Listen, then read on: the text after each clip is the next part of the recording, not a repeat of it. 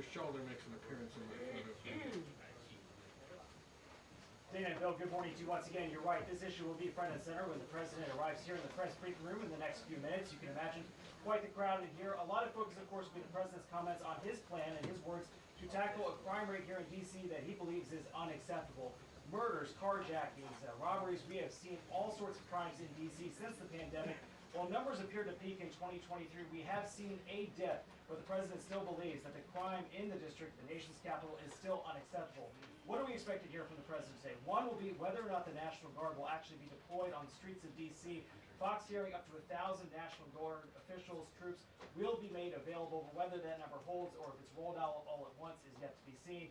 Over the weekend, we saw a number of federal law enforcement agencies, ICBP, FBI, ATF, out on the streets with D.C. Metro Police, also looking into what's happening on a daily basis. Just over the weekend in Navy Yard, it's a beautiful part of D.C., right near where the Washington Nationals play. We saw a fight break out, lots of teenagers, gunshots, and from that we also saw the city impose a juvenile curfew because so much of the focus, Dana, has been on the younger offenders in the district and whether or not the penalties have been too light for those people, 14, 15, 16, who may be committing crimes.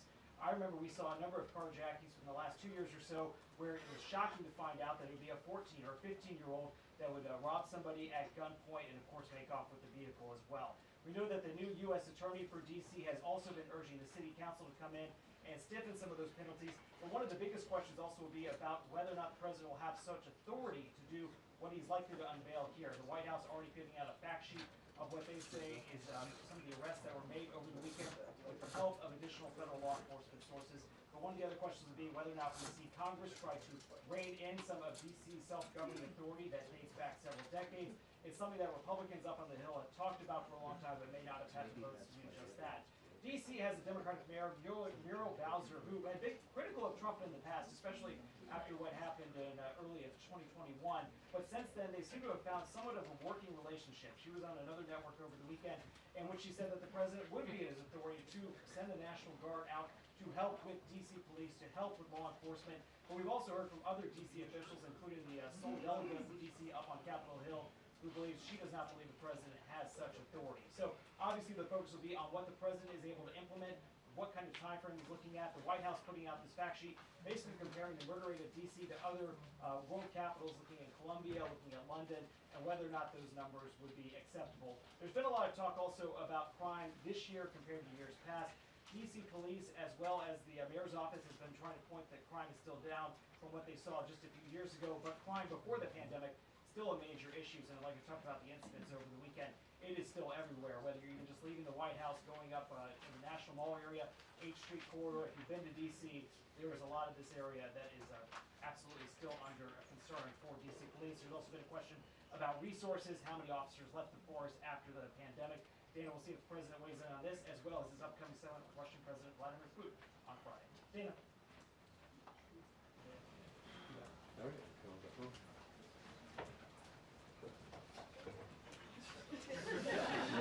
Thank you, guys.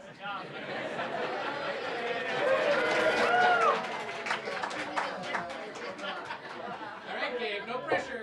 Next.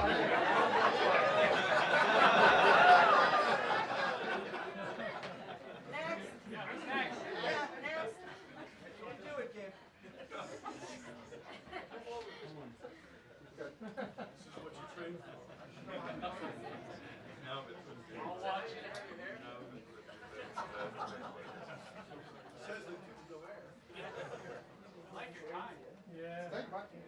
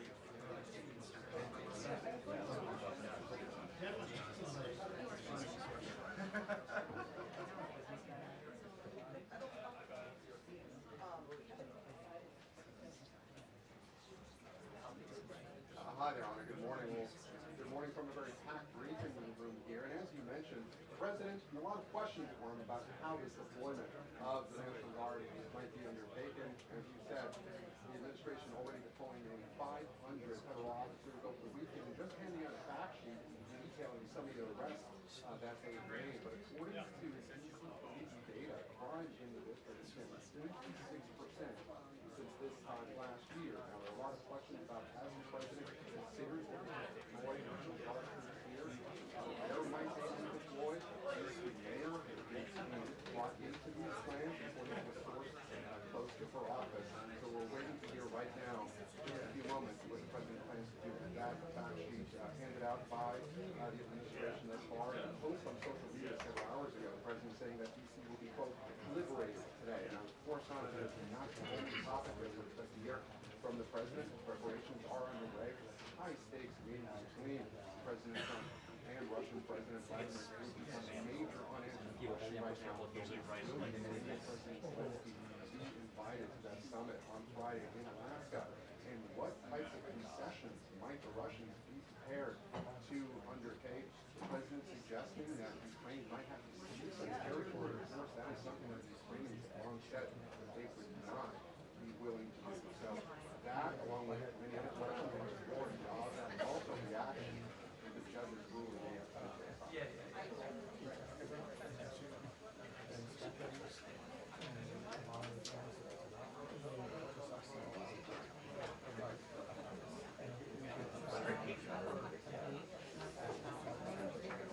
So quiet. Great job.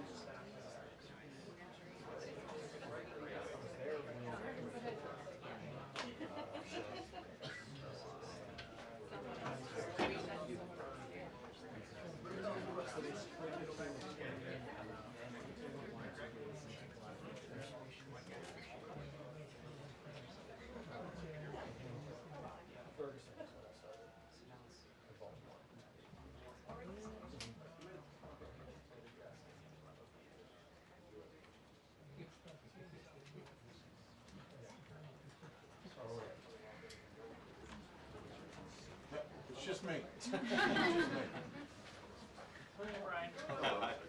Do they look ready back there? Yeah. No. No. I'll get down there. The camera pan. I'm gonna be swinging to cover the whole room. I got you. I'm gonna get the heat. I promise. Get a seat. Yeah, I will. They're not, it's not gonna matter.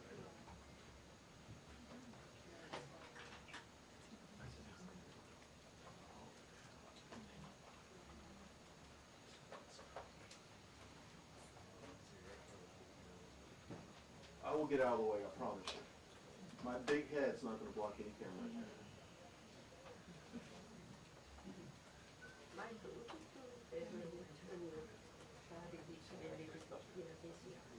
Thank you.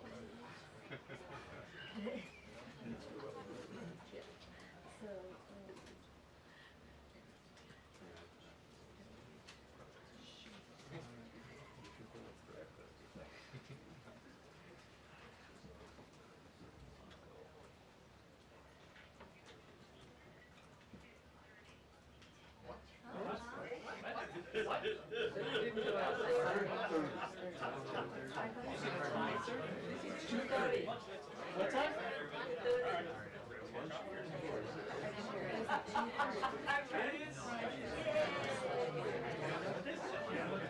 I'm gonna go out there. Man of the people.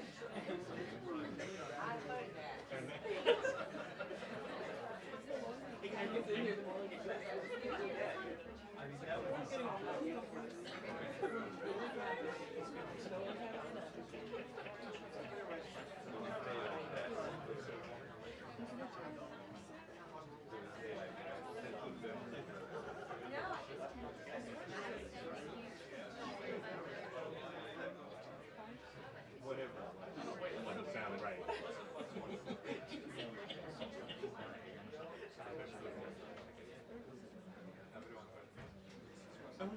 All right. Alright, Dad. They made no official announcements, so I don't know whatever we heard didn't come from them. So it's still a standby. Thank you very much. Thank you. And everyone will love my second question today that I'm going to ask the president. You're going to love it. Everybody in there will love it. They'll applaud it. That's pretty cool. Whoa. But I was out. I didn't know. There was literally something right when I saw it.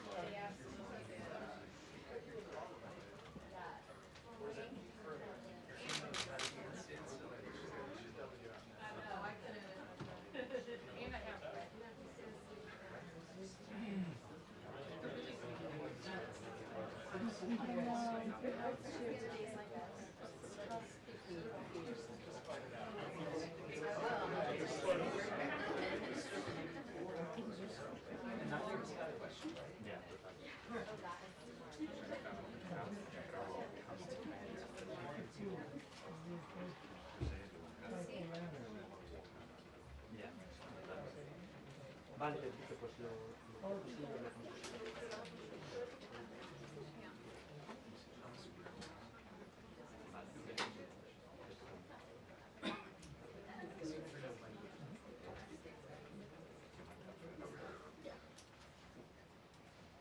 sí,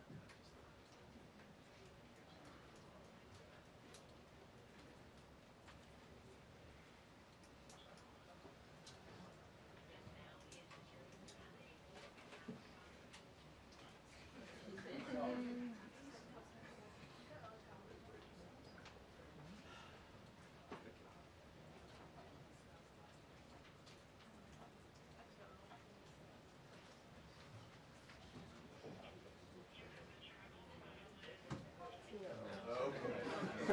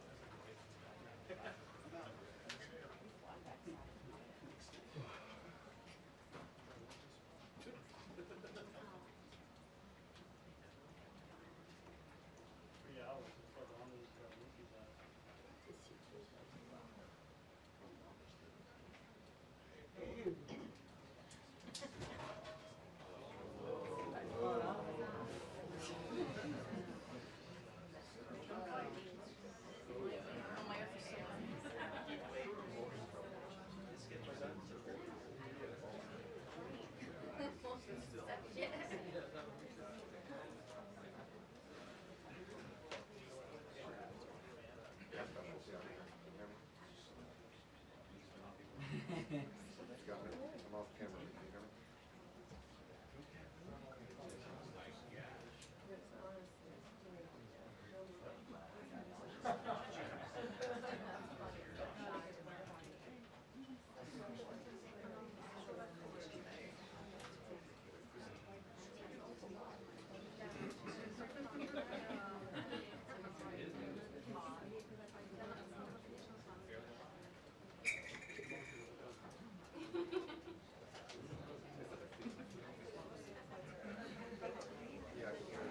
check mic test.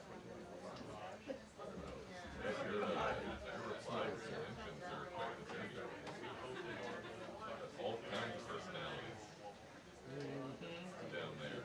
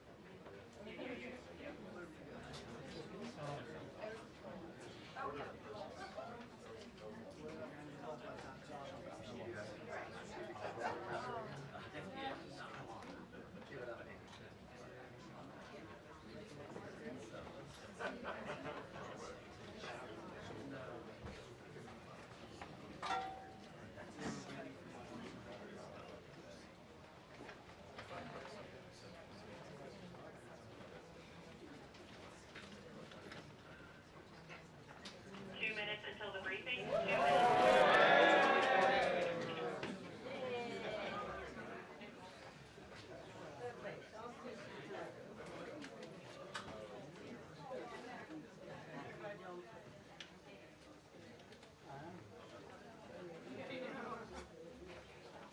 Oh, sorry.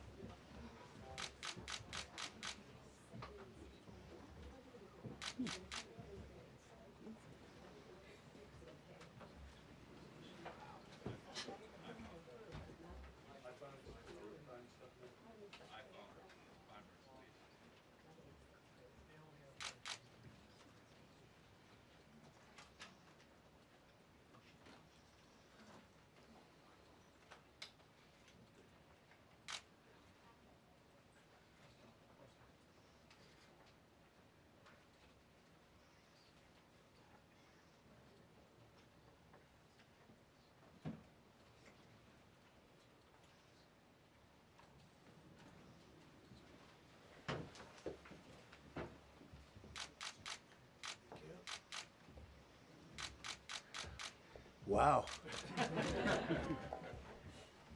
I've been up here a lot. I've never seen a crowd like this.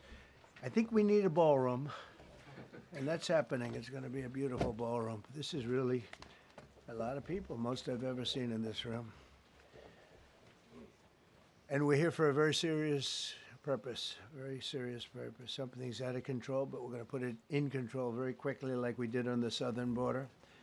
I'm announcing a historic action to rescue our nation's capital from crime, bloodshed, bedlam, and squalor, and worse.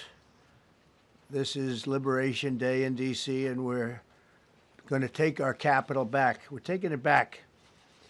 Under the authorities vested in me as the President of the United States, I'm officially invoking Section 740 of the District of Columbia Home Rule Act. You know what that is? And placing the D.C. Metropolitan Police Department under direct federal control, and you'll be meeting the people that will be directly involved with that. Very good people, but they're tough, and they know what's happening. They've done it before. In addition, I'm deploying the National Guard to help reestablish law, order, and public safety in Washington, D.C., and they're going to be allowed to do their job properly. And you people are victims of it, too. You know, you're reporters, and I understand a lot of you tend to be on the liberal side, but you don't want to get mugged and raped and shot and killed. And you all know people and friends of yours that happened. And so you can be anything you want, but you want to have safety in the streets. You want to be able to leave your apartment or your house where you live and feel safe and go into a store to buy a newspaper or buy something. And you don't have that now. The murder rate in Washington today is higher than that of Bogota, Colombia, Mexico City, some of the places that you hear about as being the worst places on earth. Much higher. This is much higher. The number of car thefts has doubled over the past 5 years, and the number of carjackings has more than tripled. Murders in 2023 reached the highest rate probably ever. They say 25 years, but they don't know what that means because it just goes back 25 years. Can't be worse. Our capital city has been overtaken by violent gangs and bloodthirsty criminals, roving mobs of wild youth, drugged-out maniacs and homeless people. And we're not going to let it happen anymore. We're not going to take it. Just like we did on our southern border. Nobody comes through our southern border anymore. 3 months in a row, we had zero. I don't know if that's right, but the people that do the work, it's a very liberal group of people, actually, and they actually said zero for the last 3 months. Nobody thought a thing like that was possible. And, you know, when you take a look at numbers, I just saw some charts. These are different cities throughout the world. Red is... Okay, the red is a place called Washington, D.C. Look at these. Baghdad we doubled up on Baghdad.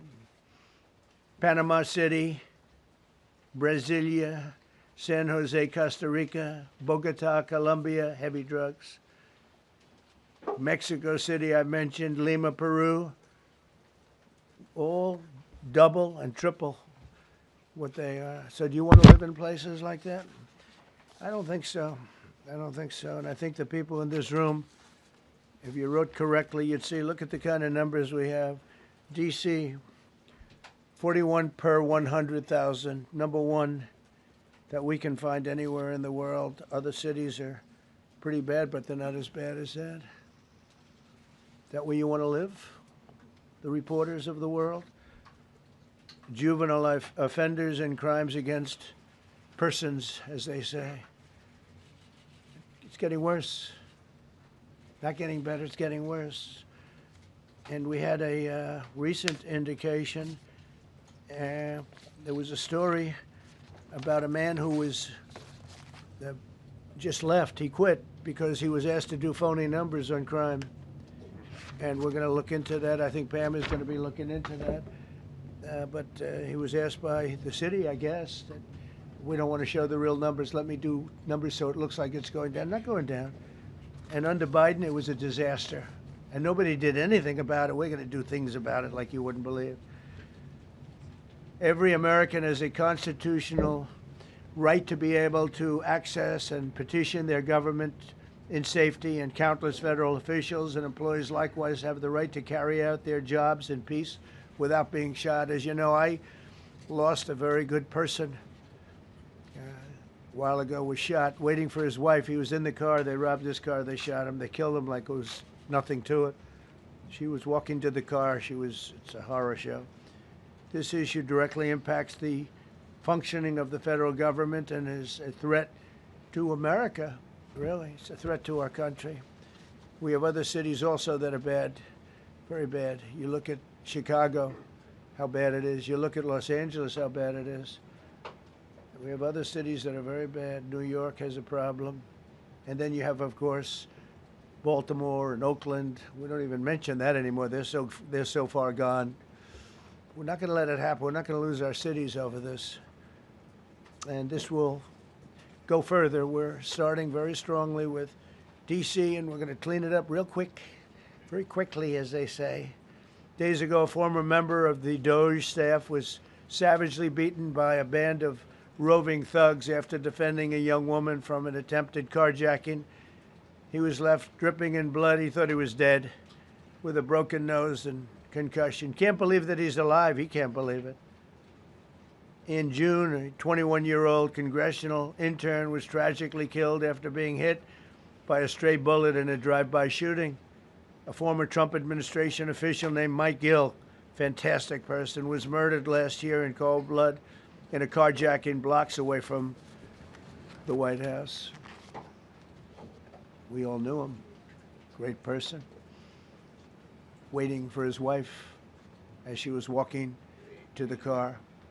A Democrat congressman was also carjacked at gunpoint not far from the Capitol. And in 2023, an aide to Senator Rand Paul was stabbed in the chest and head by a demented lunatic as he walked down the street, just absolutely for no reason. Horrifically, last July 4th weekend, a 3-year-old girl was shot in the head and killed while sitting in a car near the Capitol. It's becoming a situation of complete and total lawlessness. And we're getting rid of the slums, too. We have slums here. We're getting rid of them. I know it's not politically correct. You'll say, oh, so terrible. No, we're getting rid of the slums where they live. Caravans of mass youth rampage through city streets at all times of the day. There are ATVs, motorbikes. They travel pretty well. Entire neighborhoods are now under emergency curfews. Just this past weekend, gunfire went through, and you saw that, the Navy Yard. I saw it this morning. They saw that they fought back against law. See, they fight back until you knock the hell out of them, because it's the only language they understand. But they fought back against law enforcement last night. And they're not going to be fighting back long, because I've instructed them and told them whatever happens, you know, they love to spit in the face of the police as the police are standing up there in uniform. They're standing and they're screaming at them an inch away from their face. And then they start spitting in their face. And I said, you tell them, you spit and we hit. And they can hit real hard. It's a disgusting thing. I've watched that for years, for 3-4 years. I've watched them. The police are standing, and they're told, don't do anything under any such, so and you can see they want to get at it. And they're standing there, and people are spitting in their face, and they're not allowed to do anything. But now they are allowed to do whatever the hell they want. This dire public safety crisis stems directly from the abject failures of the city's local leadership. The radical left city council adopted no cash bail. By the way, every place in the country where you have no cash bail is a disaster. That's what started the problem in New York, and they don't change it. They don't want to change it. That's what started it in Chicago. I mean, bad politicians started it, bad leadership started it, but that was the one thing that's central, no cash bail. Somebody murders somebody and they're out on no cash bail before the day is out. We're going to end that in Chicago. We're going to change the statute. I spoke with Pam and Todd and everybody. We're going to change the statute, and I'm going to have to get the Republicans to vote because the Democrats are weak on crime, totally weak on crime. They don't know why. They want to stop because they get mugged too. But we're going to change no cash bail. We're going to change the statute and get rid of some of the other things. And we'll count on the Republicans in Congress and Senate to vote. We have the majority, so we'll vote. We don't have a big majority, but we've gotten everything, including the great, big, beautiful bill. Got that done, and that's one of the greatest things that's ever happened to people in this country. They're starting to figure it out, how good it is. Biggest tax cut in history. So many things. But we'll be able to get that done. So, Todd, if you and Pam can draw up things working with the people, we will. I'll get it passed. We'll get it passed with the Republicans. Probably won't get, think of this, probably won't get one Democrat vote because they have no idea what they're doing.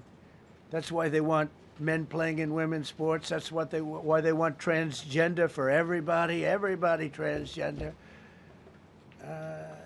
And they just got walloped in an election, in a landslide, and they haven't changed one thing. I saw the other day the certain gentleman who was a very well-known politician, Democrat, was fighting like hell that men should be allowed to play in women's sport. They just don't get it.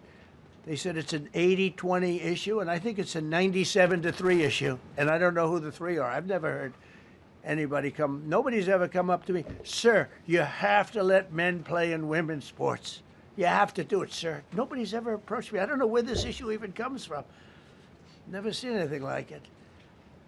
But they turned our nation's capital into a sanctuary jurisdiction. That's the other thing. We have to get rid of sanctuary cities as quickly as possible. We're going to do it, too. We have to. Because it's sanctuary for criminals. Releasing illegal alien gang members onto the streets. In 2022, nearly 70% of criminals arrested in Washington went unprosecuted. That's not going to happen with the group we have standing aside and standing behind me. And at the Metropolitan Police Department, it's now reached a small number relatively compared to what it was, but it's thousands of people. You know, we have thousands of police. I was told today, sir, they want more police. I heard a number, 3,500 police. That's a lot of police. 3,500. I thought they were going to say, we only have 30 policemen or women. He said, we have 3,500. We need more. You don't need more. That's so many. I never heard. That's like an army. How could you need more than 3,000? It just happened 2 minutes ago. Sir, they've requested more police. Oh, what do they have? About 3,500. I said, 3,500? This is not a big area. It's ridiculous. What you need is rules and regulations, and you need the right people to implement them. And we have the right people here, that I can tell you. Look at the border. Biden said, there's nothing you can do. Kamala was the border czar. She never called one of the Border Patrol agents who are great. ICE is great. Never spoke to anybody. Never went there. But she was the border czar. And everybody said it was impossible to fix. I fixed it in 3 months. No, really. I fixed it the first week, but really fixed it over the last couple of months. And I mean, literally to a point where, as I said, 0 illegals entering our country in the last 90 days. Pretty amazing. It's time for dramatic action. We're going to do the same thing over here. It's going to be a very safe city very soon. We're not looking to take years, because a lot of people die in years. And we've got incredible people in this country, except we have to allow them to do their job. And that we will deliver like nobody's ever delivered before. I actually think it's easy. You know, if you're competent, it's easy. If you're incompetent, it's impossible. But I'm very competent. Last week, my administration surged 500 federal agents into the district, including from the FBI, ATF, DEA, Park Police, the U.S. Marshal Service, the Secret Service, and the Department of Homeland Security. You know, a lot of nations, they don't have anything like that. They got some police, and they're rough police. They don't have DEA, ATF, FBI, Park Police, the U.S. Marshal Service, Secret Service, Department of Homeland Security. They got some police, but they're rough police, and they do their job. They don't have crime. We're not going to have crime either. They made dozens of arrests, and that's what starts to happen. Again, cashless bail. Watch what we do with that. Today, we're formally declaring a public safety emergency. This is an emergency. This is a tragic emergency. And it's embarrassing for me to be up here. You know, I'm going to see Putin. I'm going to Russia on Friday. I don't like being up here talking about how unsafe and how dirty and disgusting this once beautiful capital was, with graffiti all over the walls. It's another part of it, by the way, because we're talking about safety, but we're also talking about beautification. We have the most beautiful, potentially, capital in the world. We always had. But people come from Iowa, they come from Indiana, they come and then they get mugged. Not going to happen. Keep coming, because by the time you get your trip set, it's going to be safe again, and it's going to be clean very quickly. We're going to replace the medians that are falling down all over the roads. We're going to replace the potholes. We're going to put a nice new coat of asphalt over the top. No, we don't have to rip the road out and spend 7 years building a new road because they cut everything. Because some designers said, well, we need a 1/4 of an inch more turn for safety reasons. No, we're going to do it right. We're going to get it done quickly. So today we're declaring public safety emergency in the District of Columbia, and Attorney General Pam Bondi, who's fantastic, is taking command of the Metropolitan Police Department as of this moment. And I'll be making the appropriate notifications to Congress and to the mayor, our new DEA administrator, who's one of the top in the country. He better be Terry. If you're not, I'm going to get rid of you so fast. Terry Cole. Terry, thanks. Very good. We just got him. Most highly recommended person. And you'll be designated as the interim federal commissioner of the Metropolitan Police Department. Okay? And you run them tough. They're good. You have a lot of good people. You have people that shouldn't be there. You also have people that shouldn't be there. They got in there because of woke. But you have a lot of great police, and those people are the ones that want to help you. This city will no longer be a sanctuary for illegal alien criminals. We will have full, seamless, integrated cooperation at all levels of law enforcement, and we'll deploy officers across the district with an overwhelming presence. You'll have more police, and you'll be so happy because you'll be safe. When you walk down the street, you're going to see police, or you're going to see FBI agents. We're going to have a lot of agents on the street. You're going to have a lot of essentially military, and we will bring in the military if it's needed, by the way. We're going to have National Guard. But Pete Hegseth will tell you about it. We will bring in the military if needed. People say, oh, that's so terrible. He's going to bring in, it's been used many times over the years. I don't think we'll need it. I think we've got so many great people, including the people that are in the police department with proper leadership. They'll immediately begin massive enforcement operations targeting known gangs, drug dealers, and criminal networks to get them the hell off the street, maybe get them out of the country, because a lot of them came into our country illegally. They shouldn't have been allowed in. They come from Venezuela. They come from all over the world. We're going to get them the hell out. They won't be here long. But some of these people, a lot of them, are homegrown criminals. And these are bad people. These are rough people. And this is just a list of some of the people that were given to me today that were criminals removed from the D.C. streets this weekend. They were rough and tough. But we're rougher and tougher. Look at these people here. Nothing, you know. They're not going to be your local school teacher. Look at this guy. He has killed people numerous times. They're not going to be an asset. They will never be an asset to society. I don't care. I know we all want to say, oh, they're going to be rehabbed. It's not going to be rehabbed.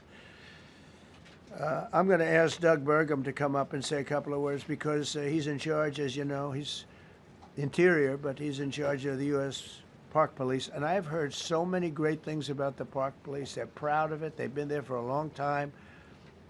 Their families oftentimes grow into the roles. They love the country. They love this area. So, Doug, could you say a few words, please? Thank you, Mr. President. On behalf of the U.S. Park Police, this is the oldest federal police force in the nation. They were formed in 1791 by none other than President George Washington. They've got the awesome responsibility of protecting our nation's most sacred monuments. The National Mall, Washington Monument, Jefferson Memorial, Lincoln Memorial, Statue of Liberty, and out west, the Presidio and the Golden Gate area. These folks have tens of millions of visitors a year, the kind of people that President Trump's talking about that come from around the country and around the world to see our sacred and learn about our history and our sacred monuments. They've been doing a fantastic job, but they are so pleased, the rank and file, that President Trump is now allowing them to enforce the law. As those of you that live in the city may know that the circles and the triangle parks that are spread throughout DC are actually federal park property. So the U.S. Park Police also have responsibility for that. These became littered with homeless camps under the Biden administration. All of you saw that. Since President Trump's executive order on March 27th, making D.C. safe and beautiful again, the U.S. Park Police have removed over 70 homeless camps. And President Trump also talked about beautification. They're stopping and enforcing the laws against graffiti on our monuments. They've removed over 80 specific attacks against our history with graffiti on our monuments. So they continue to do a great job, whether it's in their vehicles, on foot, or on the mounted police that you see around the National Mall. And President Trump, they thank you. The rank and file is so happy to be enforcing the law again. Thank you for your leadership, and they're excited about the announcement you're making today. Thank you, very good. Great job you're doing. Thank you very much. Pete, could you say something about the military as you were? Well, Mr. President, it's an honor to be here. And at your direction this morning, we've mobilized the D.C. National Guard. It'll be operationalized by the Secretary of the Army, Dan Driscoll, through the D.C. Guard. You will see them flowing into the streets of Washington in the coming week. At your direction as well, sir, there are other units we are prepared to bring in. Other National Guard units, other specialized units. They will be strong, they will be tough, and they will stand with their law enforcement partners. This is nothing new for DOD. As the President noted, at the border, we've got 10,000 troops down there who've been operating in defense cooperation areas, defense zones, where there's zero illegal crossings because of troops on strikers scanning the border. We've been protecting other people's borders for 20 years. It's about time we protect our own, and we're working with ICE and CBP. In Los Angeles, we did the same thing, working with the California National Guard, working with ICE officers. ICE officers deserve to do their job and not be attacked. We will work alongside all DC police and federal law enforcement to ensure this city is safe, this city is beautiful, and as I always say about President Trump to the troops, he has their back. And my message to the National Guard and federal law enforcement in Washington is, we have your back as well. Be tough, be strong, we're right behind you. Thank you, Mr. President. I'm going to ask Pam, because she's now, as you heard me say, she's really in charge of a lot of what we're talking about. She's done an incredible job. People are going to start to see the fruits of her labor. And Pam, maybe you could say a few words about what we're talking about here. Sure, President. Let me be crystal clear. Crime in D.C. is ending and ending today. We are going to use every power we have to fight criminals here. President, thank you for caring about our capital. Families come here every summer. Our museums are free. We have the National Zoo. We have the National Gallery. DC should be a place where everyone can come and feel safe. Behind me and to my side, we have some of the best career law enforcement and prosecutors in the country who are ready to take this on. As the President said, Terry Cole is going to be supervising the Metro Police Department. Gaddy Serralta, our U.S. Marshal, is going to be supervising command and control, the entire operation. Our Deputy Attorney General, Todd Blanche, and I will be working with them closely, along with our great FBI Director, Kash Patel. Kash is going to talk to you in a minute about what we did in Virginia recently with Governor Youngkin. Many of you covered that, and it was tremendously successful. Not only that, our secret weapon here in D.C. is U.S. Attorney Jeanine Pirro, one of the toughest prosecutors and a former judge, and she is going to be talking about juvenile crime, how it's out of control here, and what she's going to do to fight back. No more crime rampant in our beautiful capital. No more teenage girls beating a disabled man to death. No more of that. No more drive-bys. We're going to do everything we can. And working with the ATF Director Driscoll and Commander of the Army, we're going to all work together. That's what we all do in this room. We work together, we fight. Do not underestimate one person in this room. We're going to make DC beautiful. We're going to make DC safe again. One other thing, just at the wharf a few days ago, the area of the wharf, Terry Cole reached out to me, not even nightfall, on the weekend, where so many families and tourists go. A guy's overdosing from fentanyl on a park bench. in the middle of families around. They administer Narcan and saved his life. No more of that. The President of the United States is going to clean up D.C., and we're going to be there to help him, and we're going to be successful. Thank you. Thank you, Ben. Cash, talk about Northern Virginia, if you will. Northern Virginia, we had a big success. Thank you, Mr. President. Thank you, Attorney General Bondi, for your leadership, Deputy Attorney General, and the rest of our interagency partners. Mr. President, the following is what happens when you let good cops be cops, and I just want to highlight that before I get into Northern Virginia. This year alone, under President Trump's administration, we've had over 4,000 child victims identified and found. That's a 33% increase from the same time period last year. 33% increase. We've had a seizure of 1,500 kilograms of fentanyl up to this date. That is a 25% increase since the same time period last year. And just to put it in perspective, 1,500 kilograms of fentanyl is enough to kill 115 million Americans. 115 million Americans. Cops are getting after it. The FBI has arrested 19,000 people this year alone. Thanks to President Trump's administrations, that's double than where we were this time last year. And we have also arrested 1,600 people who have committed violent acts against children. 270 of them are human traffickers of children. Mr. President, this is what happens when you have great leadership at the Attorney General with Pam Bondi, your administration's priority of protecting the homeland and protecting American citizens and protecting our children, and the murder rates are plummeting. We are now able to report that the murder rate is on track to be the lowest in U.S. history, in modern recorded U.S. history, thanks to this team behind me and President Trump's priorities. And how do we do it? And what are we going to bring to D.C.? What we did in Northern Virginia, thanks to Terry Cole and Governor Youngkin and the team, we stood up a task force out in my Northern Virginia field office, and we said, let's let good cops be cops, let's get them the intelligence and what they need, and let's get the red tape out of their way, and let's get DOJ partnered up with us to bring great prosecutions, and that's exactly what we did. In 1 month, we arrested 545 violent felons. 545 in the state of Virginia, thanks to Governor Youngkin's partnership. And that simplicity in law enforcement is what's coming to Washington, D.C. When you let good cops be cops, when you give them the intel they need, when you work with our Homeland Security Task Force, when you work with Terry and Gaddy and I go way back to Miami, these guys are great leaders of the respective departments and law enforcement capacities. And when you have the DOJ and President Trump driving behind this mission, we are going to clean up Washington, D.C., and we're going to do it the right way, the lawful way, and we're going to make sure Washington, D.C. is safe again. Thank you, Mr. President. Thank you, Attorney General. Thank you very much. Good job. Thank you, Cash. So the process begins right now. It actually started over the weekend, and we confronted a lot of very bad people. But it's going to be something that will be pretty amazing to you as you watch it. And I think most of you say it's a beautiful thing to do it right. We're going to be removing homeless encampments from all over our parks, our beautiful, beautiful parks, which now a lot of people can't walk on. They're very dirty, we got a lot of problems. But we've already started that. We're moving the encampments away, trying to take care of people. Some of those people, we don't know how they even got there. Some of those people are from different countries, different parts of the world. Nobody knows who they are. They have no idea, but they're there.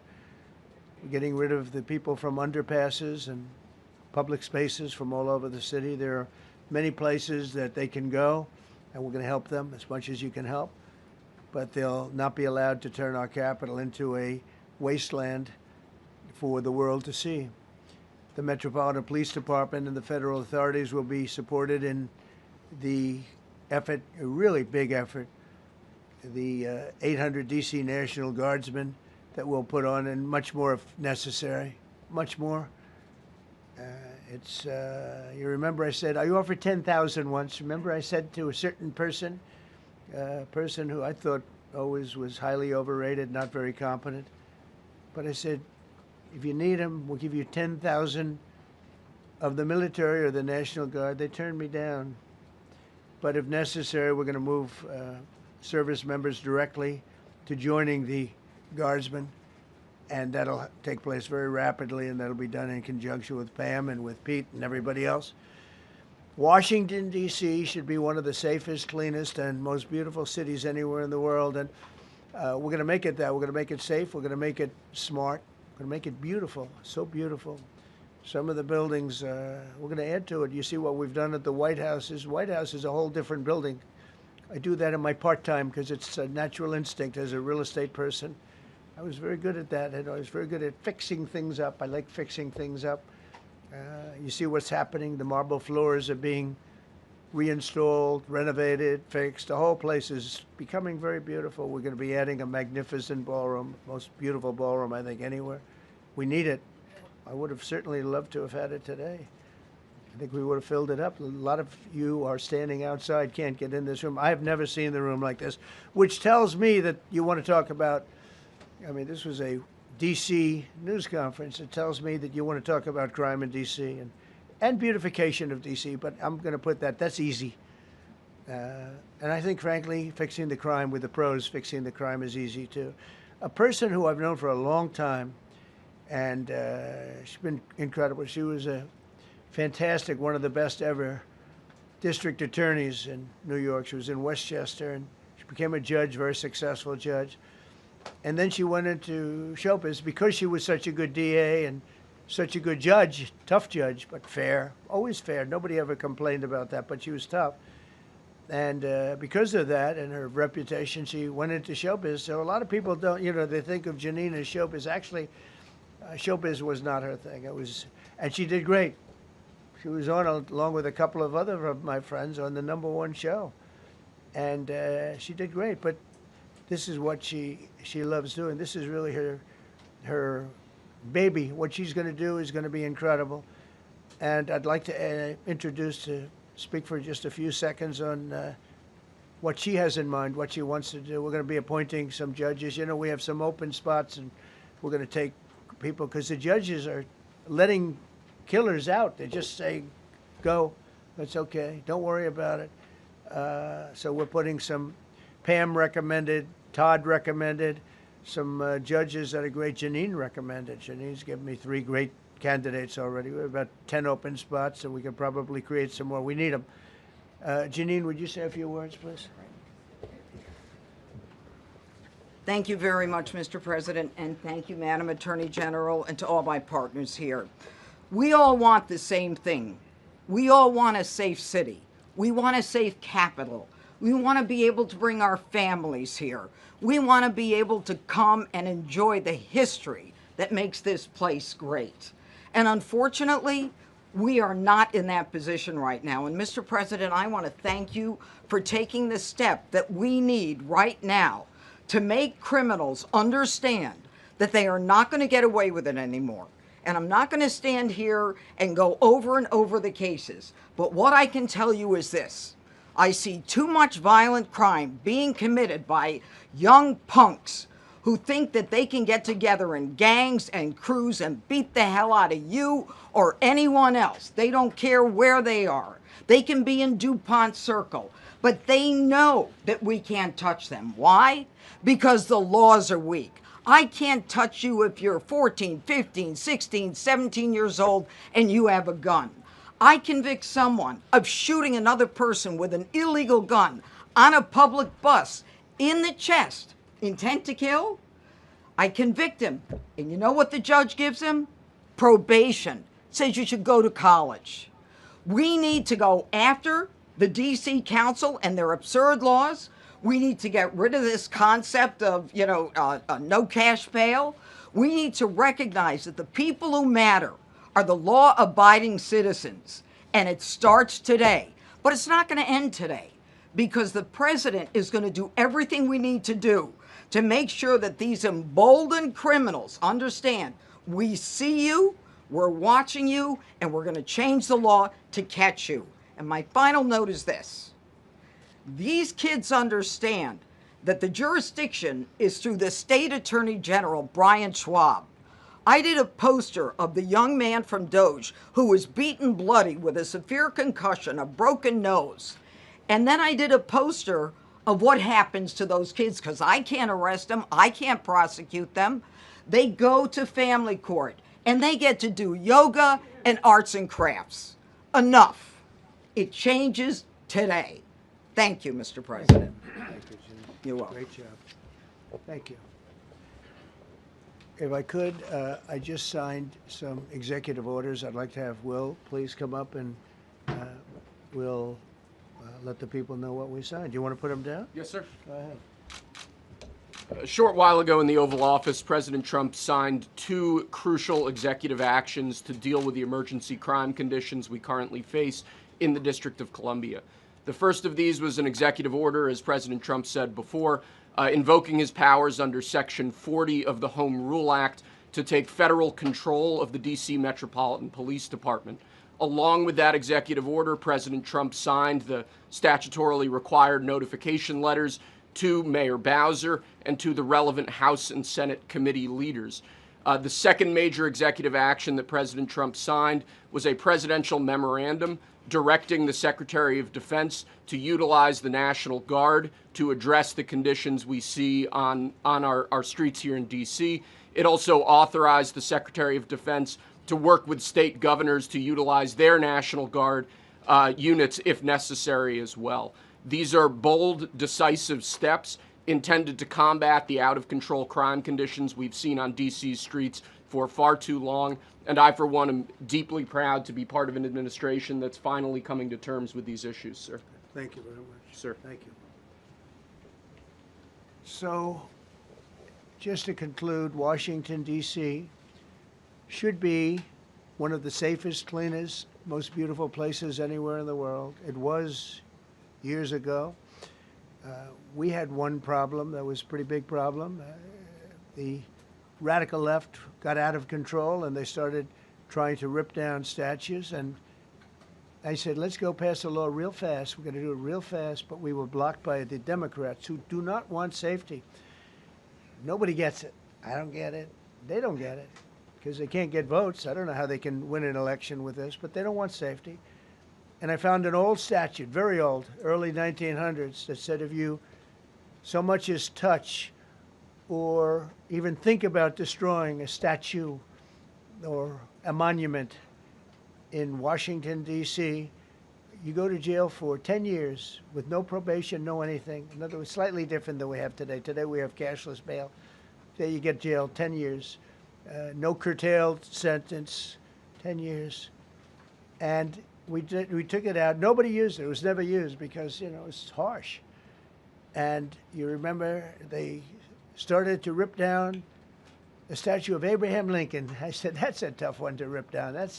He was pretty good, Pam. I think he was pretty good. When the ropes started going around Abraham Lincoln to pull him down, Andrew Jackson, others, and they were heading to the Jefferson Memorial, Thomas Jefferson. They're going to do a big number there. I said, it's time. And I signed that statute immediately. We had it updated. We made it use the same language, all passed by Congress. And I announced it's 10 years in jail, no probation, no anything, 10 years, no curtail sentence if you touch, so much as touch a statue in Washington, D.C. And it was an amazing sight, beautiful sight. Everybody just left. The ropes were hanging around Andrew Jackson, and there were 2 ropes around Abraham Lincoln. They left the rope, but everybody just left. And that was the last problem we ever had. You know, that was the last problem that we ever had with the statues. They were going wild, and somebody came to me and said, sir, in 1910, I don't want to give you an exact because you'll say, Donald Trump gave us wrong dates around like early on. You know, if I'm slightly off, they make you sound a little bad. So I won't put myself in that position. I won't put you in that position because I think everybody agrees with what we're doing today. But when I signed that thing, it was like a miracle. Everybody left. They were gone. They were starting to march down. They started the march toward Thomas Jefferson. And I figured he was always going to be safe. But they found something with him, and they found something with Abraham Lincoln.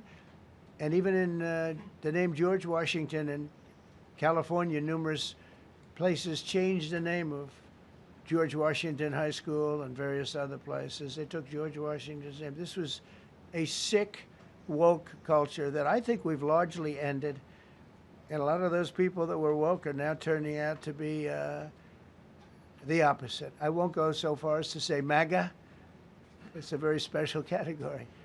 But they've gotten out of that. But we have people that love this country, and they love this really beautiful capital. It is. I flew over it the other day, and I said, what a beautiful place. But if there's crime all over the streets, when you get there, it doesn't look so beautiful. But we're going to make it beautiful again. We're going to fix it with crime, and we're going to also, as we're doing that, we're going to start doing things that we know how to do, that I know how to do better than anybody, I guess, because of my experience from previous life.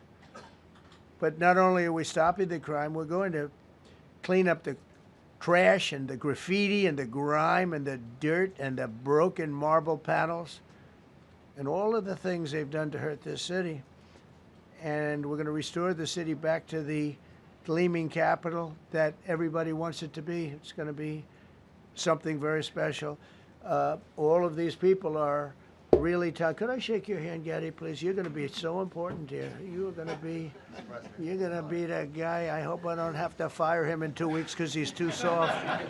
I don't think he's too soft. If I do, I will, though. Is it okay? If you're soft, weak, and pathetic, like so many people, I will fire you so fast. You're not going to have to worry about that. No, I think you're going to do a fantastic job. And everybody in this room, they may not express it, but they all want that to happen. You know, they want to be safe, and they have families too. So it's an honor to have such a large group. I've done this for years now, hard to believe. I've never seen this room so packed. In fact, I'm sure it's a violation of every fire code. But we'll let you stay anyway. You're taking a chance. And with that, we'll say, maybe if you could, oh, wow. We could be here all day long. If we could keep the first questions, perhaps, to this subject, and then we'll go on to a few others. Please.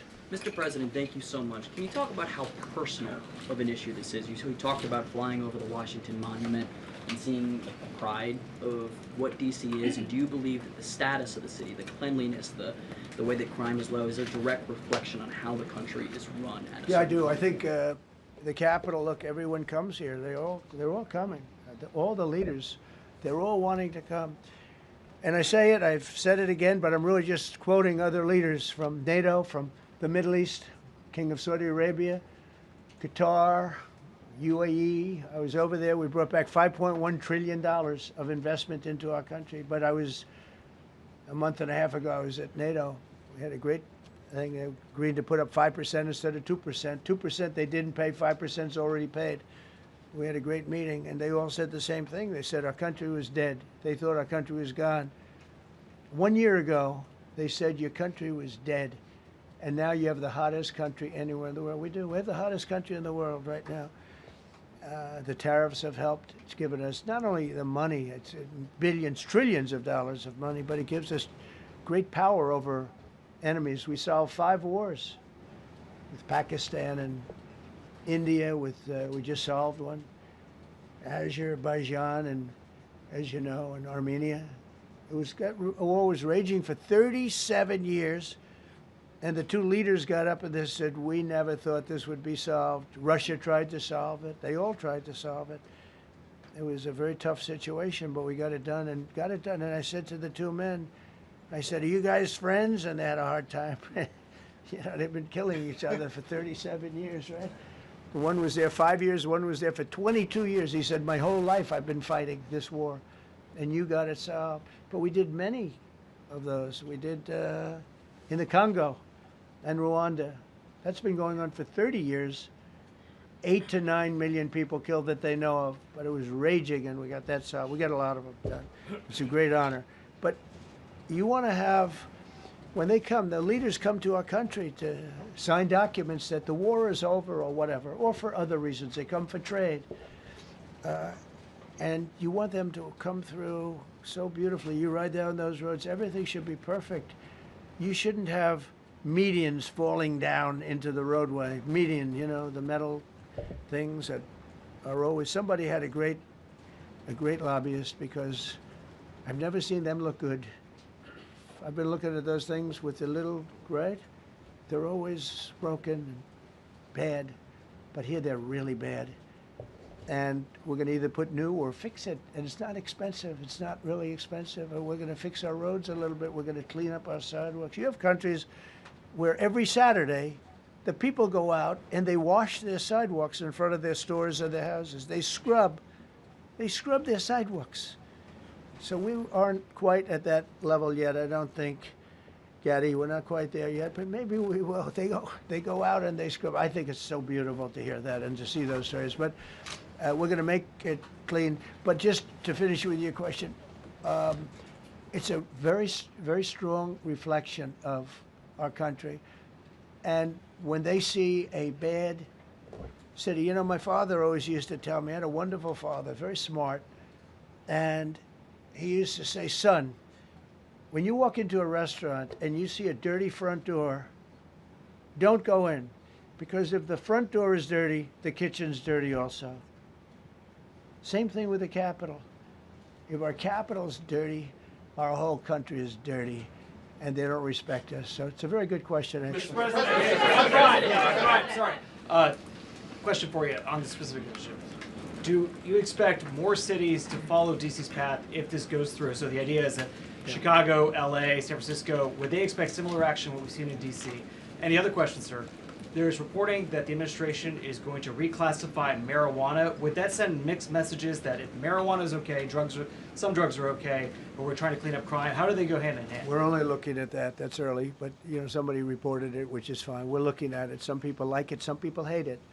Some people hate the whole concept of marijuana because if it does bad for the children, it does bad for people that are older than children. But we're looking at reclassification, and we'll make a determination over the next, I would say, over the next few weeks.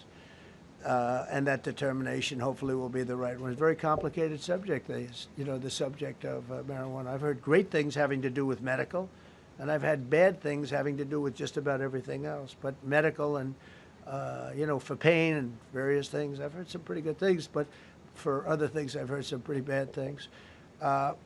The other part of your question, I mean, we're just going to see what happens with it all. You're going to have, we're going to have a tremendous success in what we're doing.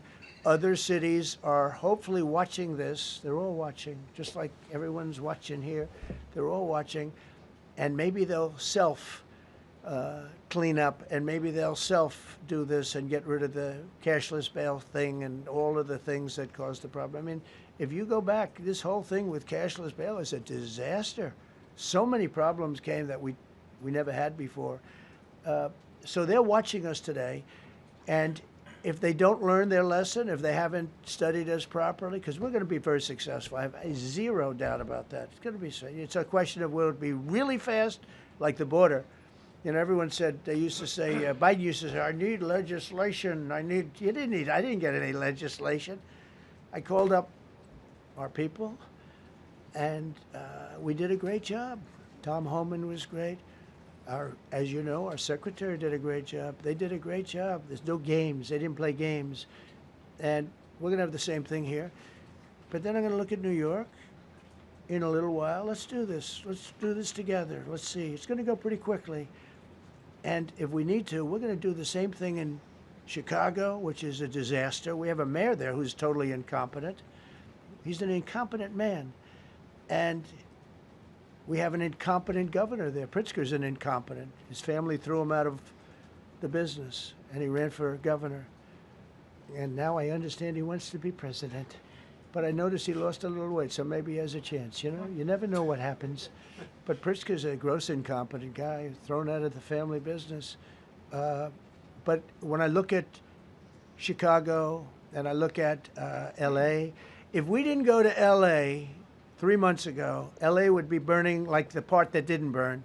If he would have allowed the water to come down, which I told him about in my first term, I said, you're going to have problems. Let it come down.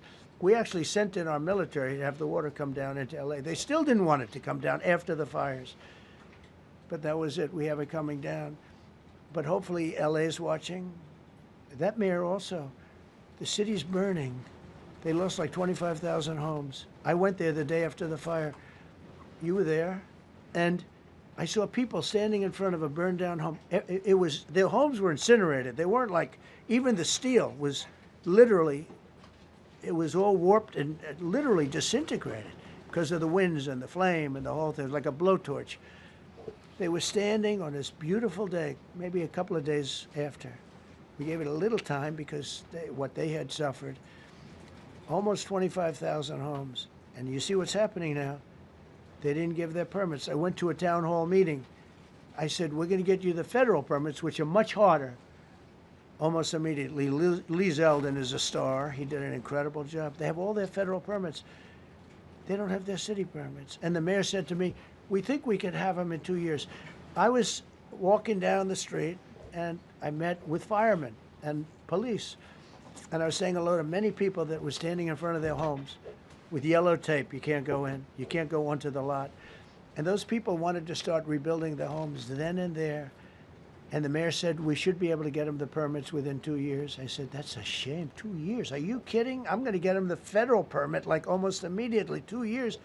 And she drew it back. Well, maybe 1 year. The place was booing her out of the place.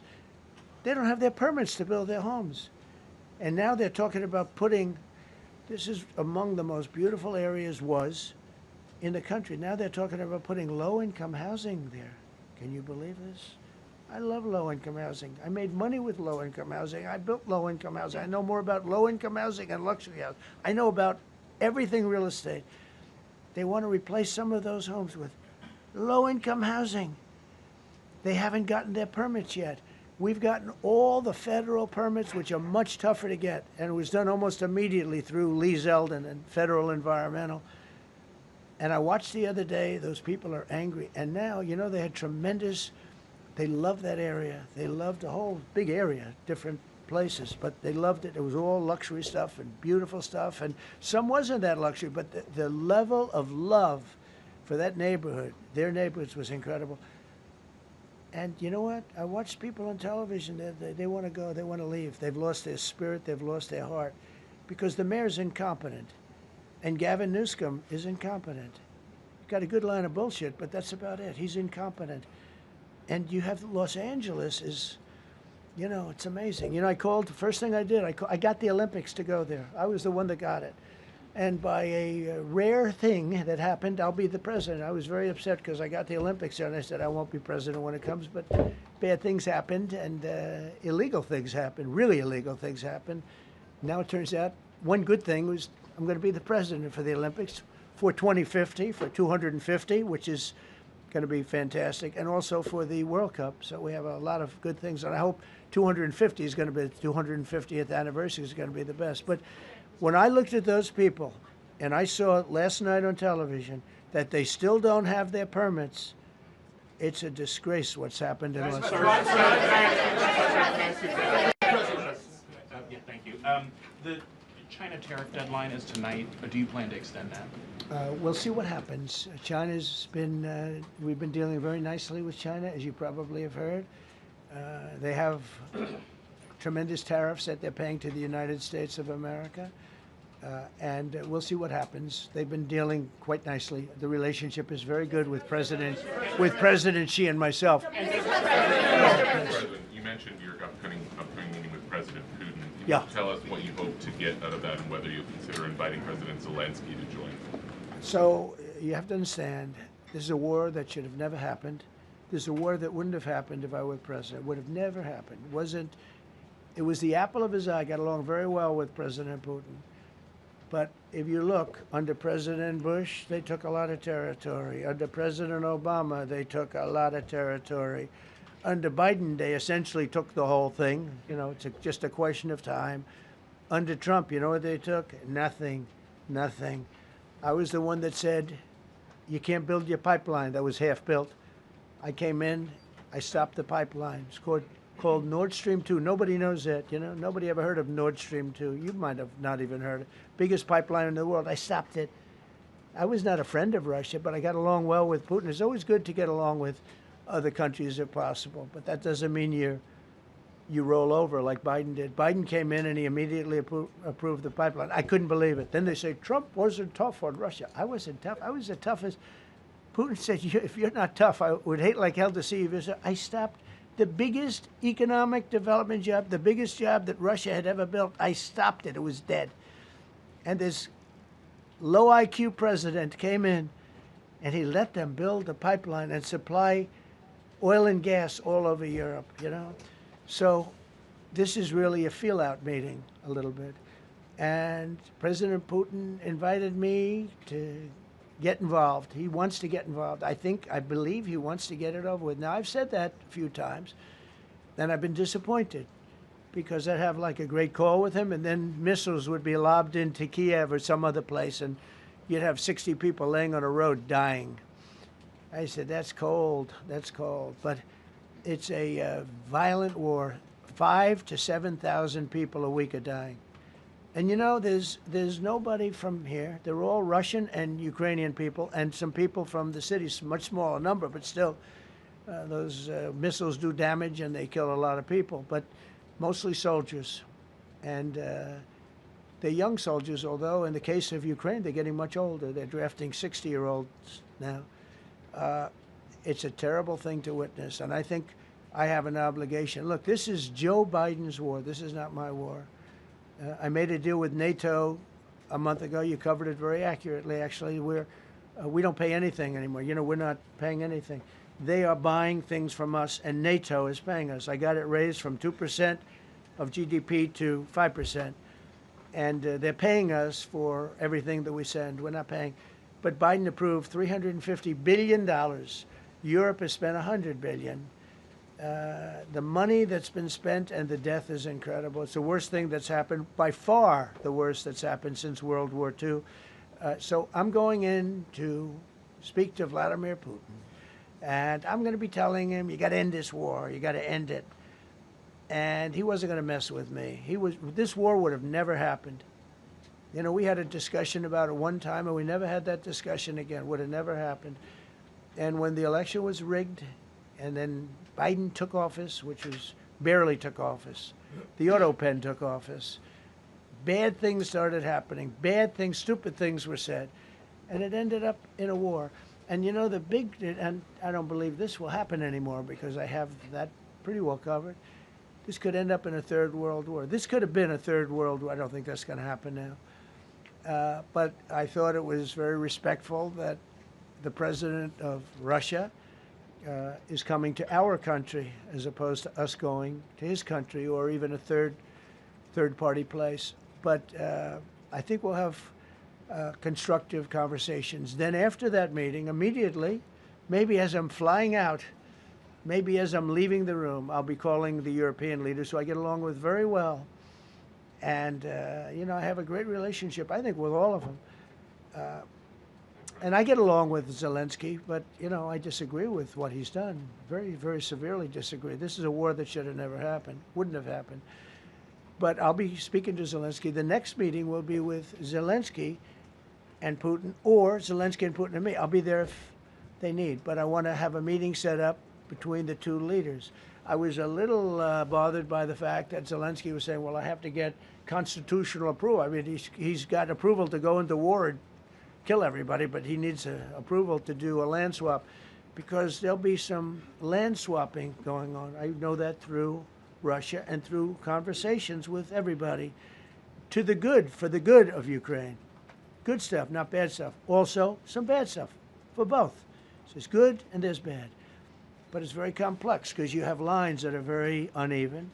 And there'll be some swapping. There'll be some changes in land. And the word that they will use is, you know, they make changes. We're going to change the lines, the battle lines. Russia's occupied a big portion of Ukraine. They've occupied some very prime territory. We're going to try and get some of that territory back for Ukraine. But they've taken some very prime territory. They've taken largely ocean, you know, in real estate we call it oceanfront property. That's always the most valuable property. If you're in a lake, a river, or an ocean, it's always the best property. Well, Ukraine, a lot of people don't know that Ukraine was largely 1,000 miles of ocean. That's gone. Other than one small area, Odessa, it's a small area. There's just a little bit of water left. So I'm going to go and see the parameters. Now, I may leave and say, good luck, and that'll be the end. I may say this is not going to be settled. I mean, there are those that believe that Putin wanted all of Ukraine. I happen to be one of them, by the way. I think if it weren't for me, he would not be even talking to anybody else right now. But I'm going to meet with him. We're going to see what the parameters are. I'm then going to call up President Zelensky and the European leaders right after the meeting, yeah. And I'm going to tell them what kind of a deal. I'm not going to make a deal. It's not up to me to make a deal. I think a deal should be made for both. I think Russia has to get back into building their country. It's a massive country. I think they have 11 time zones, if you can believe it. It's a massive, it's by far, from the standpoint of land, it's by far the largest. They have tremendous potential in Russia to do well. They're not doing well. Their economy is not doing well right now because it's been very well disturbed by this. It doesn't help when the President of the United States tells their largest or second largest oil buyer that we're putting a 50% tariff on you if you buy oil from Russia. That was a big blow. And then they say, gee, he wasn't so tough. Nobody else would have done that. And I haven't stopped there. I mean, look, I was all set to do things far bigger than that, but I got a call that they'd like to meet, and I'm going to see what they want to meet about. I'd like to see a ceasefire. I'd like to see the best deal that could be made for both parties. You know, it takes two to tango, right? So ultimately, I'll have a meeting next week. I had a great relationship with him, considering the fact that, you know, I was not nice to him because of the pipeline. I ended the pipeline. I also gave the javelins. Do you ever hear of a javelin? Javelin is called a tank buster. They say that Obama gave them sheets and I gave them javelins. If it weren't for me, all those tanks that were destroyed at the first days of the war because the tanks got stuck in the mud, some commander made a better you know, they would have been in Kiev in 4 hours going down the highway. But a Russian general made a brilliant decision to go through the farmland instead. And they just had torrential rains, and the rains were so bad, and it was mud, and those tanks got stuck in the mud. I don't know who that general is, but knowing Vladimir, he's probably not around any longer because all those tanks were stuck in the mud, and they went along with the javelins. I gave them the javelins. You know that, right? I gave them javelins. They gave them sheets. But I'm going to meet with President Putin, and we're going to see what he has in mind. And if it's a fair deal, I'll reveal it to the European Union leaders and to the NATO leaders and also to President Zelensky. I think out of respect, I'll call him first. And then I'll call them after. And I may say, lots of luck, keep fighting. Or I may say, we can make a deal. I will tell you this. I've seen a poll coming out of Ukraine. 88% of the people would like to see a deal made.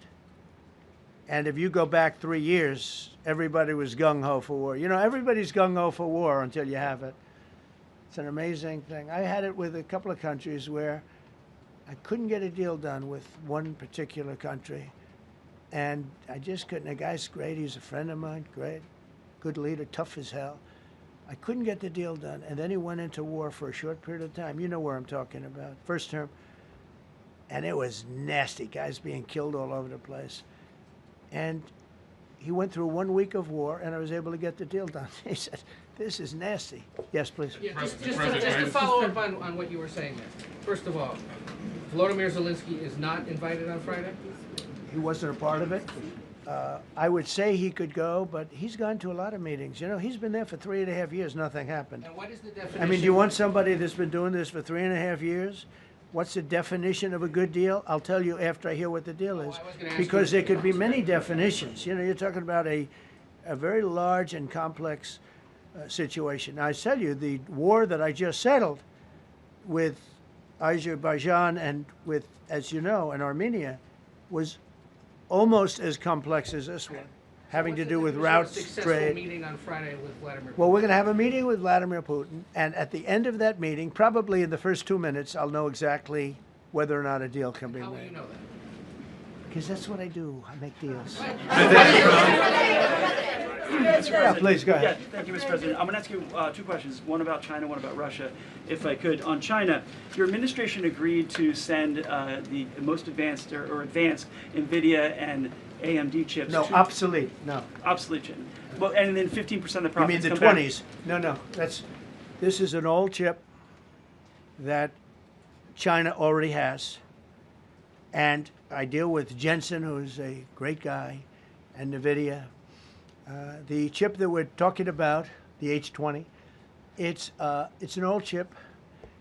China already has it in a different form, different name, but they have it. Or they have a combination of two will make up for it and even then some. Now Jensen Jensen's a very brilliant guy, and Jensen also has a new chip, the Blackwell. Do you know what the Blackwell is? The Blackwell is super duper advanced. I wouldn't make a deal with that, although it's possible I'd make a deal, a somewhat enhanced in a negative way Blackwell. In other words, take 30% to 50% off of it. But that's the latest and the greatest in the world. Nobody has it. They won't have it for 5 years. But the H20 is obsolete. You know, it's one of those things. But it still has a market. So I said, listen, I want 20% if I'm going to approve this for you, for the country, for our country, for the U.S. I don't want it myself. You know, every time I say like 747, I want, yeah, for the Air Force. So I just wanted, so when I say I want 20, I want for the country. I only care about the country. I don't care about myself. And he said, would you make it 15? So we negotiated a little deal. So he's selling a essentially old chip that Huawei has a similar chip, a chip that does the same thing. And I said, good, if I'm going to give it to you, because they have a, they have a stopper, what we call a stopper, not allowed to do it. It's really known as a restrictive covenant. And I said, if I'm going to do that, I want you to pay us as a country something, because I'm giving you a release. I released them only from the H20. Now, on the Blackwell, I think he's coming to see me again about that. But that will be a unenhanced version of the big one. Like, I don't know if you know it, we will sometimes sell fighter jets to a country and we'll give them 20% less than we have. Do you know what I mean, right? That's the same. So on Russia, do you see a time, Mr. President, when there could be normal trade between the U.S. and Russia? Should your meeting go well, should there be peace? I do, yeah. Russia has a very valuable piece of land. If Vladimir Putin would go toward business instead of toward war, you know, it's a warring nation. That's what they do. They fight a lot of wars. A friend of mine said Russia's tough because they just keep on fighting. They beat Hitler, so did we. And they beat Napoleon. You know, they've been doing this for a long time. I asked a question to a very, very smart man that some people like and some people don't like. Viktor Orban, right? From Hungary, the head of Hungary. And he's in that same area and knows the two countries very well. I said, this was before Biden didn't do anything to get us out of it. He could have gotten us out of that. It would have never happened. I said, so can Russia be beaten by Ukraine? He looked at me like, what a stupid question. He said, Russia's a massive country, and they win their country, and they win their life through wars. They fight wars. That's what they do. He said, China beats you with trade. Russia beats you with war. That was a very interesting statement. China's not beating us with trade, not when I'm in charge. But they were beating Biden with trade, but they never beat us with trade. Don't forget, China had to pay $400 billion worth of tariffs when I was last time. That was last time. And if we didn't have COVID, all of this stuff we would be loaded. We're finding hundreds of billions of dollars of cash is pouring into our country now because of tariffs. And all we're doing is we're doing what they do to us. It's so beautiful to see it. They found last month, as you saw, $25 billion of excess cash flow. They're saying, where did it come from? I said, I'll tell you where it came from. It came from a place called tariffs, and we're doing very well. We're really doing well. But I expect to have a meeting with Putin that I think it'll be good, but it might be bad. And I'm here for one reason, to get rid of a war that somebody else started. Should have never happened. And if I could end it, great. Complex war, a lot of bad blood, But Zelensky's been there for 3.5 years. So if you put him in a room, now I will say this, ultimately I'm going to put the two of them in a room. I'll be there or I won't be there. And I think it'll get solved. Yeah, please be happy. Thank you, Mr. President. Excuse me, I'm going to suggest, because do you have any other questions on DC? Because I don't want them to be. Wait. These are incredible people. I don't want them to be standing up here on subjects.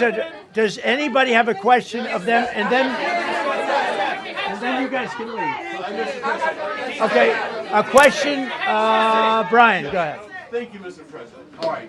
And by the way, this is only on DC, and then they're going to leave because it's unfair to have them stand up here all day long. Brian. I've got two questions for you. First, about DC. This is personal for me as well. Last year, I was robbed on the streets by one of these teenage thugs. Had a gun, got away with it. Let's talk about the effort that between law enforcement, prosecutors, and judges, because it's a recycling belt. Like, these kids go, they don't fear the police. They know it. If you talk about how we've got to get these judges and put these kids behind bars, right. Adult crimes deserve adult penalties. And my second question, I'll after you answer that, please. Do you want me to answer it? Whoever wants to take it. Okay. It's real. Do you want me to answer it? Go ahead. Here's the problem. Assuming that they're 17 years, older than 17 years old, I can get the case. If they're under 18 years of age, I can only get the case if it's murder, rob one, rape, even if they shoot a gun but don't kill you, I can't get it. So the law has to be changed. As the president said, cashless bail. That has to be changed. All right, then even assuming I get the case, I get jurisdiction, I get a conviction, the DC Council has given the judges the ability to give probation on shootings. And so then it's up to them. All of these things, the Youth Rehabilitation Incarceration Reduction Act, and now they want to seal records. So if we work hard, we get a conviction, they want to wipe it out. So that needs all to be changed. Okay, Mr. Question. Pam, would you answer that also? Yeah, and just back to that topic, let's be clear though, we're going to charge them and we're going to track every single thing they do throughout every step of the court process and report back to you and let all of you know what's happening to them, because the people who are prosecuting them, the judges who are trying them, they also need to be held accountable. Mr. President, you also made the comment. This is the most people we've ever seen in this briefing. I've never seen ever, right? Yes. I've never seen any. Where's Caroline? Where's my superstar? Caroline, is Caroline in the back? Where's Caroline? Come here, Caroline. Come here, Caroline. Come here. Is she doing a good job, by the way? Come here, Caroline. Is this the largest crowd that you've ever seen? This is definitely the most packed briefing, and I think all of you would agree. I think it's why we need to build a ballroom. Mr. President, I have a better idea. All right, Brian, go ahead. My question is this. You're building the big, beautiful ballroom. Yeah. Could we build a big, beautiful briefing room, updated technology, more seats? I don't want to do that. I don't want you to be comfortable. So no, I don't want to make life comfortable. So look. Let's just do this. Let's do this. It's going to be a big thing. We're going to Russia. That's going to be a big deal. What happens, happens. I'll let you know what happens. You'll be the first to know. I'll be calling the European leaders. I'm going with totally, I mean, we have a lot of talks. They're great people. They're great leaders, actually, and they want to get back. Honestly, as one of them said, I've OD'd on trying to settle Ukraine. They've OD'd, meaning they've overdosed on the settlement of Ukraine. Not a nice expression, but boy, is it accurate. They're tired of it. They want to get back to spending money on their countries. You know, they're in Biden gave them $350 billion. Europe gave $100 billion. It should be much more than that. Shouldn't have been that kind of, they should have had equalization, but they didn't. But you know what? Still a lot of money. They want to get back to building their own countries. They really want it resolved. My relationship with the European leaders, as you saw, is extremely good. Like it's perfect. It's beautiful. Wait. And we're going to try. I'll be in touch with them. I have 5 of them call me. You think it's easy? There are a lot of European leaders, but they rely on me. Very much rely on me. If it wasn't for me, this thing would never get solved until the last person breathing is dead. Would you talk to them before?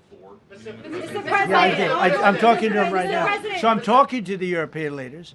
I'll be talking to President Zelensky. I'm going to get everybody's ideas. I go into that thing fully loaded right up there, and we're going to see what happens. Now, I think one of 2 things is going to happen. It's going to be a good meeting, and we'll go a step further. We'll get it done. I'd like to see a ceasefire very, very quickly. Very quick. I'd like to see it immediately, but I'd like to see it very quickly. And we're going to be dealing with the European leaders, and we're going to be dealing with President Zelensky, and hopefully we're going to have a great success. As far as this, what we did today, and I think you were here for D.C. more so than even Russia, because Russia will be, you know, we have a couple of days to go, but the Russia is going to be very interesting. But to me, what is very exciting, and we're going to take back our capital. We're going to make it beautiful again, but we're going to make it, more importantly, safe again. It's going to be so safe. It's going to be a model. And then we'll look at other cities also. But other cities are studying what we're doing. And you have some capable people in other cities. They can do it too. But we have a great group of professionals. We're going to have a safe, beautiful capital, and it's going to happen very quickly. Thank you all.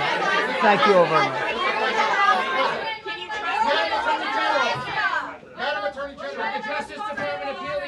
Decision today, Mr. President? How long will the takeover of DC police last? We'll see you guys tomorrow. We'll have another briefing. We'll see the National Guard on their streets. All of them.